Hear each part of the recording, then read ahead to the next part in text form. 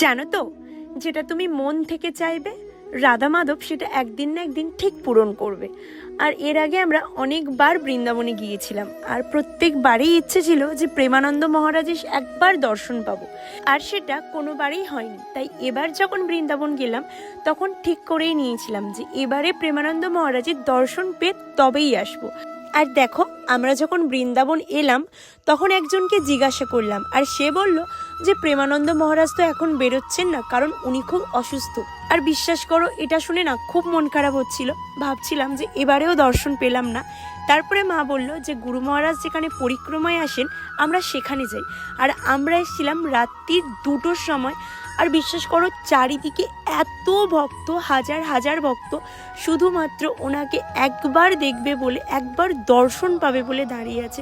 আর অবশেষে আমিও দর্শন পেলাম গুরু মহারাজে। মানে আমি সত্যি বিশ্বাস করতে পারছিলাম না যে সত্যি ওনাকে চোখের সামনে দেখলাম, মনে হচ্ছিল যেন স্বয়ং ভগবানকে দেখলাম।